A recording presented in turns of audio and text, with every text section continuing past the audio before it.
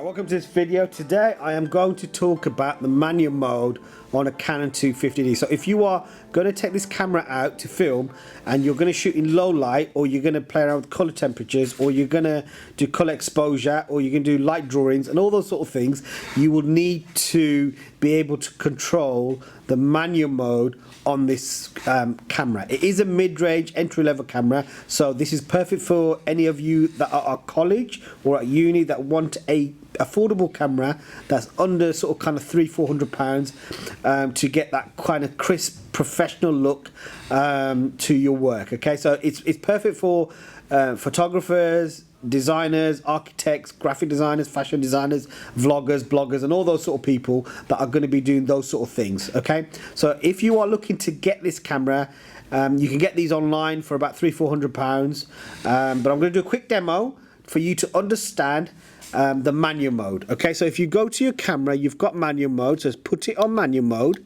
So there's your manual mode setting. Okay, so put it on M, which is for manual.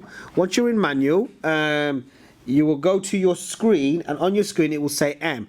If you press, it will give you like some like visual things, and you can have a look at it. So if you press OK, it will take you to the manual settings for this camera. If you press the Q button here, you are now able to control your aperture, your shutter, your ISO, your exposure compensation, your color metering, your focus points, and your white balance. Okay, so first of all, let's start with so if I press the Q button, if I press the shutter, I can select this, and I can increase and decrease my shutter. The shutter is obviously the amount of light that goes into your camera in terms of the speed that it goes into the camera. So if I go back, go to f-stop, so which is my aperture, and again if I click on that, it will give me a visual, so I can go like this.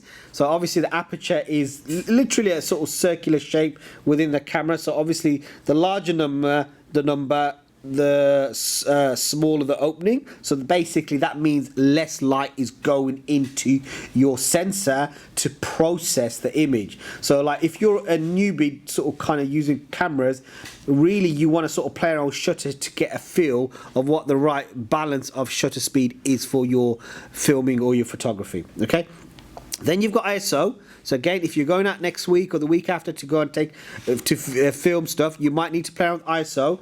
So for example, if you're in a low lit environment, the ISO will be higher because there's a lot more graining, so the camera's doing a little bit more work to get the right balance of graininess within a shot. Okay, then you've got things like your white balance. So again, Q button, white balance. If you click on that, you've got your white balance. So again, if you're shooting a horror film, you might want to think about doing it in a tungsten light.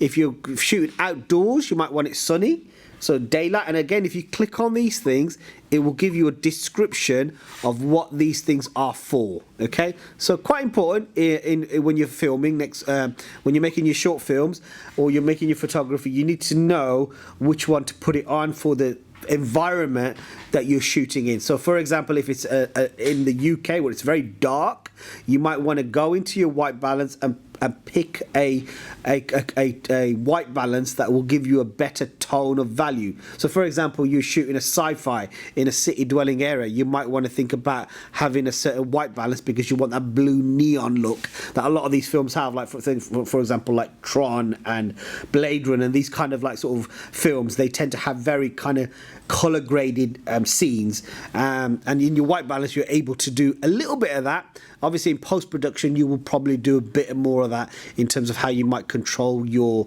sensitivity of your light. Okay, so that's quite important.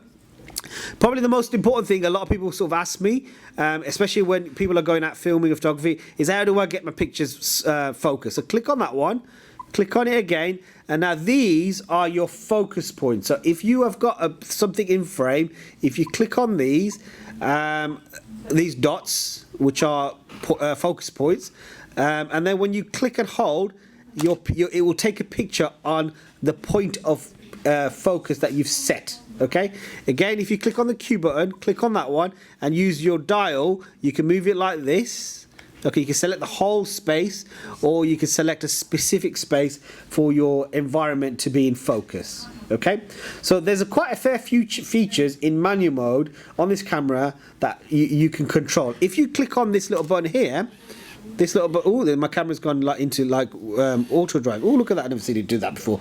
If you click on this, this allows me to see. Look what it's doing there. It's trying to focus. It's moving around. The camera's got a life of itself.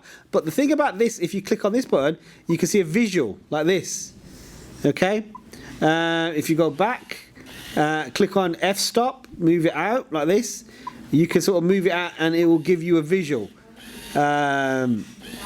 Okay, so now my camera's trying to focus because it's sort of sitting on its own. So if I hold it down like this, click on my f-stop, reduce that down, click on my aperture, reduce that down as well. You can see that shot's coming into focus because my aperture shutter was too large, so that's why you couldn't see the visual. Now I can see it.